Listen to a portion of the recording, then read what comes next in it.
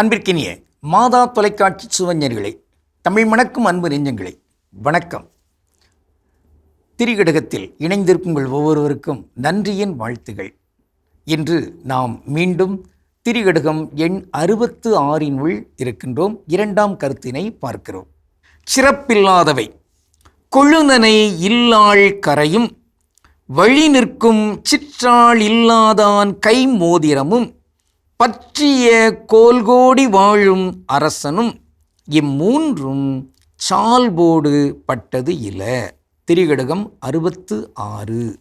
ஆக கணவன் இல்லாத பெண் கொண்டிருக்கிற அந்த கரை அது சிறப்பில்லாதது. அதை போன்றே இங்கு வேலையாள் இல்லை, தான் ஏவுகின்ற ஒரு பணியை செய்வதற்கு ஒரு வேலையாள் கூட இல்லை என்கின்ற நிலையில் இருக்கின்ற ஒருவர் அணிந்திருக்கிற கை மோதிரம், அந்த கணையாளி, ஒரு அதிகாரத்தை வெளிப்படுத்துகின்ற ஒன்று, அதுவும் பயனற்றது. அதோடு நீதி நேர்மையோடு வாழ வேண்டிய அரசன் அந்த நேர்மைத்தன்மையை இழந்து நிற்கிறான் என்றால் அந்த அரசனும் பயனற்றவன் என்கிற இந்த வகையில் இந்த 3 கருத்துகளும் இந்த திரிகடகம் 66 பதிவு செய்யப்படுகின்றன.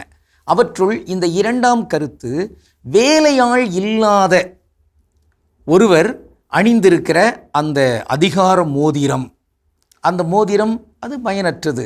இங்கே ஒரு அருளார்ந்த அதிகாரம் கூட இல்லை. அங்கே இருக்கின்ற ஆட்களையெல்லாம் ஒருங்கிணைப்பு செய்து ஒரு நல்ல ஒரு செயலை செய்து முடிப்பதற்கு அவருக்கு அதிகாரம் இல்லை, அருளார்ந்த அதிகாரம் இல்லை. ஒரு கண்ணால் பார்த்தவுடனே அவர் செய்ய வேண்டும், ஒரு செய்கையை சொன்னவுடனே அவர் செய்ய வேண்டும். அப்படியெல்லாம் செய்வதற்கு இங்கு ஆள் இல்லை, கீழ்ப்படிவதற்கூட அங்கு எவரும் இல்லை, அத்தகைய உதவி செய்வதற்கூட துணையாள் இல்லை. அப்படிப்பட்டவர் அணிந்திருக்கிற அந்த அதிகாரப்பூர்வமான மோதிரம் என்கிற ஒன்று இருக்கிறதே, அதனால் பயன் என்ன? ஒரு பயனும் இல்லை. இங்கு நம் ஆயர்களுக்கெல்லாம் மோதிரம் கொடுக்கப்படுகின்றது. எதற்காக? அவர்கள் இந்த அருளார்ந்த அதிகாரம் கொண்டவர்கள். குருக்கள், துறவிகள், மக்கள், இவர்கள் எல்லாருமே இறையாட்சி தன்மையில் வழிநடத்தப்பட வேண்டும். அதற்கு இவர்கள் ஏவுதல் கொடுக்க வேண்டும். அதை அவர்கள் கேட்டு கீழ்ப்படிய வேண்டும். அப்படி கீழ்ப்படிவதற்கு அங்கு ஆட்கள் இல்லை என்றால் அவர்கள் அணிந்திருக்கிற மோதிரத்தினால் பயன் இல்லை. ஆக அது ஒரு அடையாளம், ஒரு கணையாளி. ஆனால் அது ஆண்டான் அடிமை அமைப்பு என்கிற அந்த முறை அல்ல. அப்படிப்பட்ட ஒரு பார்வை நமக்கு வந்துவிடக்கூடாது. மாறாக அது ஒரு வாழ்வதற்கு உரிமை படைத்த அத்தகைய ஒரு அருளார்ந்த தன்மை கொண்ட, அதனால் தான் காணாமல் போன மகன் திரும்பி வந்த பொழுது அந்த தந்தை அந்த மகனை இந்த வீட்டினுடைய முழு உரிமையாள் என்பதை உறுதிப்படுத்துவதற்காகவே அவர் பலவற்றை அங்கு புத்தாடை அணிவிக்க சொல்கிறார், கால்களில் செருப்புகளை அணிவிக்க சொல்கிறார். அதோடு விரலில் மோதிரமும் அணிவிப்பதற்கு அங்கு வேலையாட்களுக்கு அவர் ஆணையிடுகிறார். காரணம், இவர் உரிமை படைத்தவர். இந்த வகையில் தான் நாம் பார்க்கிறோம். இன்றைக்கு இந்த உலகத்தில் கொஞ்சம் பணம் இருந்தால் போதும், அவங்க ஏதோ ஒரு பெரிய தலைவர் என்பது போன்றும், கைத்தட்டருக்கு அங்கே ஆட்கள் இருந்தால் போதும், அங்கே அரசியல் தன்மையிலெல்லாம் பெரிய பெரிய ஆட்களாக மாறுகின்ற அந்த தன்மை இருக்கிறது. இது தொடர்பாக முன்னர் ஒரு பாடல் வந்தது, பார்த்துடுங்க. அது என்னென்ன ஒருவேளை பெரியவங்க சிலருக்கு தெரிந்திருக்கக்கூடும்.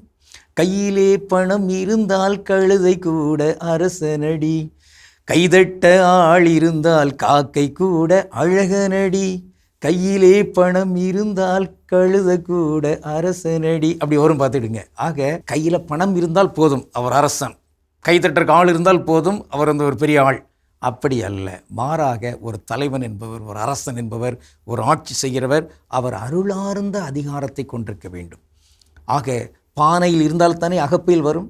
அருளார்ந்த தலைமை பண்பு என்பது அவர் உள்ளத்தில் இருந்தால்தானே அவர் அதை வெளிப்படுத்த முடியும். அப்படி வெளிப்படுத்துவதற்குரிய ஓர் அடையாளமாக இருக்கக்கூடியது தான் அந்த விரல் மோதிரம், அந்த கை மோதிரம். இத்தகைய இந்த மோதிரங்கள் அணிவிக்கப்படுகின்றனவோ இல்லையோ அது பொருட்டல்ல. தலைமை பண்புகளில் இருக்கின்றவர்கள் இத்தகைய அருளார்ந்த அதிகாரத்தை கொண்டவர்களாக இருக்க வேண்டும் என்பதுதான் இங்கே எதிர்பார்ப்பாக இருக்கிறது. இன்று நாம் பார்க்கின்ற ஒரு அருமையான குறள், வள்ளுவர் இவ்வாறு பதிவு செய்கிறார்: வியவர்க்க எஞ்ஞான்றும் தன்னை, நயவர்க்க நன்றி பயவா வினை. அந்த வகையில் ஏன் தன்னை ரொம்ப வியந்து போற்றி புகழணும்? இப்போ குருக்கள், துறவிகள்லாம் சில நேரங்கள் தங்க மோதிரம், தங்க கழுத்தணி அணிகிறாங்க பாருங்க. எதற்கு? தேவையில்லை. எனவே நயவர்க்கு நன்றி பயவா வினை, அதில் ஒன்றும் பெரிய நன்மையான செயல் அல்ல, அதை விடுவோம். நன்று. இன்று நாம் பார்க்கின்ற ஒரு தனித்தமிழ் சொல், அது இன்றைய செய்யுளிலே இடம்பெறுகிறது. அதுதான் கை மோதிரம். கை மோதிரம் என்றால் கையில் போடுவது என்பதல்ல, கையில் இருக்கிற விரலில் போடுவது. நமக்கு மோதிர விரல் என்று இந்த சுண்டு விரலுக்கு அடுத்தாப்பில் இருக்கிற விரலை அவர்கள் சொல்வார்கள். ஆக அந்த மோதிரம், கை மோதிரம் என்றால் என்ன? மோதிரம் என்பதும் தமிழ்தான் போல் தெரிகிறது. ஆக கணையாழி என்கிற ஒரு சொல்லை அவங்க பயன்படுத்துகிறாங்க. கணையாழி, கை மோதிரம் என்றால் கணையாழி. ஆக ஆங்கிலத்தில் ரிங்னா வளையம் என்கிற ஒரு பொதுவான சொல் இருக்கிறது. அதை ஃபிங்கர் ரிங் என்று சொல்கிறார்கள். அப்போது விரல் மோதிரம். இன்னொன்று நாம் சொல்லலாம் விரல் அணி. எப்படி இந்த நெக்லஸ் என்று சொல்வதை கழுத்தணி என்று சொல்கிறோமோ அதை போன்று இந்த மோதிரத்தை நாம் விரல் அணி என்றும் சொல்லலாம். விரலில் அணிவிக்கப்படுகிற ஒரு அணி. நன்று. அப்படிப்பட்ட சொற்களையெல்லாம் நாம் பயன்படுத்தலாம். எது எப்படியோ எங்கு நம்மை ஆளுகின்றவர்கள் திரு அவையிலும் சரி நாட்டிலும் சரி அவர்கள் நல்ல தலைவர்களாக உருவாக வேண்டும் என்று கடவுளும் வென்றாடி கொள்வோம். நாமும் அதற்குரிய தன்மையிலிங்கு நல்ல தலைமைகளை தேர்ந்தெடுப்பதற்குரிய அறிவும் ஞானமும் பெற்றவர்களாக இருக்க வேண்டும். அதற்கான முயற்சிகளை மேற்கொள்வோம். அந்த வகையில் அதிகாரம் படைத்தவர்கள், அருளார்ந்த அதிகாரம் கொண்டவர்களாகவும், அந்த வகையில் அவர்கள் அணிந்திருக்கிற மோதிரம் அது பயனுள்ளதாக இருக்கும்படியாகவும் நன்று நாம் எண்ணுவோம். அந்த எண்ணமே உண்மையாகட்டும். நன்று. கடவுளுக்கு திருவுளமானால் மீண்டும் நாளை திரிகடுகத்தில் இணைந்து மகிழ்வோம். நன்றி. வணக்கம்.